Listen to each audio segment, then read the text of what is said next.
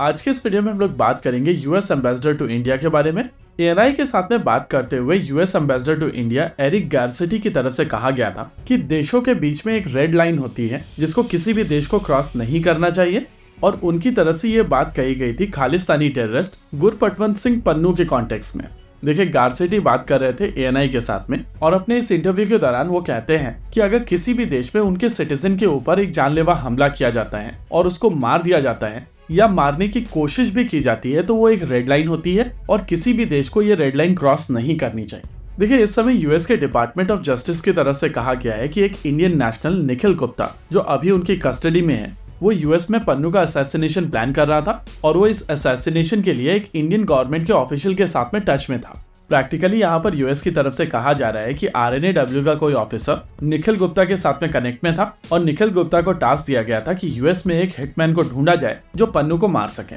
अब US ambassador to India Eric Garcetti अगर India में बात करेंगे तो वो नेचुरली अपनी गवर्नमेंट का पक्ष रखेंगे और उनकी तरफ से यही पक्ष यहाँ पर रखा गया है। एएनआई के साथ में इंटरव्यू के दौरान उनकी तरफ से कहा गया है कि अगर भारत के कोई गवर्नमेंट ऑफिशियल की तरफ से यूएस में किसी का असैसिनेशन प्लान किया जाता है तो वो यूएस की सॉवरेनिटी पे हमला है और ये रेड लाइन किसी भी देश को क्रॉस नहीं करनी चाहिए। उनसे जब पूछा गया कि पन्नू लगातार भारत को थ्रेटन कर रहे हैं और भारत के खिलाफ इतनी ज्यादा बातचीत कर रहे हैं तो यूएस पन्नू के खिलाफ किसी भी तरीके की कार्रवाई क्यों नहीं कर रहा है, इसके रेस्पॉन्स में उनकी तरफ से कहा गया था कि यूएस में फ्रीडम ऑफ एक्सप्रेशन है और केवल बातचीत करने के लिए किसी के ऊपर कार्रवाई नहीं की जा सकती। लेकिन पन्नू केवल बातचीत नहीं कर रहा है, वो थ्रेट्स भी इशू कर रहा है और थ्रेट्स यूएस के लॉ के हिसाब से भी गलत माने जाते हैं। पिछले साल पन्नू की तरफ से एयर इंडिया को थ्रेटन किया गया था। उसका ये थ्रेट आया था लगभग नवंबर में और दिसंबर में उसकी तरफ से भारत के पार्लियामेंट पे अटैक करने की बात कही गई। अगर इस पूरे एपिसोड को लेकर यूएस के स्टैंड की बात की जाए तो उनकी तरफ से कहा जा रहा है कि भारत सरकार की तरफ से पन्नू को असैसिनेट करने के लिए एक असैसिनेशन प्लॉट बनाया गया था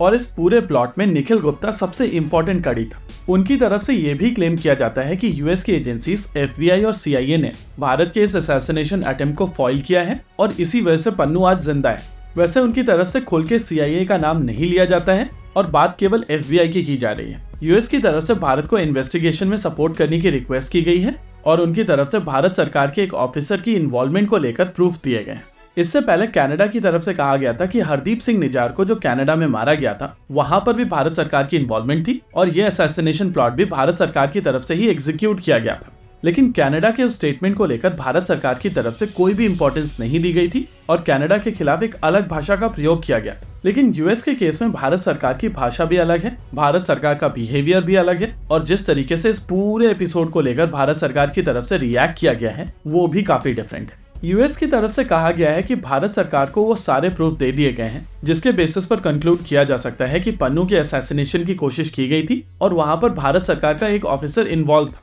इन रेस्पॉन्स भारत की तरफ से कहा गया है कि अभी वो लोग इन्वेस्टिगेट कर रहे हैं और अगर कोई लिंक स्टैब्लिश होता है तो भारत सरकार की तरफ से एक्शन जरूर लिया जाएगा। भारत यूएस के साथ में यहाँ पर कोऑपरेट कर रहे हैं और इन्वेस्टिगेशन अभी चालू है। आज जब मीडिया की तरफ से डॉक्टर एस जयशंकर से एरिक गारसेटी के स्टेटमेंट के बारे में बात की गई थी तो उन्होंने कहा था कि भारत सरकार कोऑपरेट कर रही है और अभी इन्वेस्टिगेशन चल रही है। देखिए, इस समय भारत में ये इलेक्शन का समय है और इस पॉइंट ऑफ टाइम पर भारत सरकार की तरफ से पूरी कोशिश की जा रही है कि चीजों को ठंडे बस्ते में रखा जाए और इस पूरे एपिसोड को किसी भी तरीके की अननेसेसरी फुटेज ना दी जाए। लेकिन हम लोगों को ये चीज समझनी पड़ेगी कि later in the year US में भी इलेक्शंस होने वाले हैं और यूएस इलेक्शंस में ये बड़ा मुद्दा बनेगा, यानी कि ओवरऑल इस टॉपिक के ऊपर बातचीत नवंबर तक होती रहेगी और उसके बाद सडनली इस टॉपिक के बारे में बातचीत होना पूरी तरीके से बंद हो जाएगी। इसी के साथ आज के इस वीडियो में रखते हैं केवल इतना ही। वीडियो को अंत तक देखने के लिए धन्यवाद। देखते रहिए कॉन्फ्लिक्ट एक्स। जय हिंद।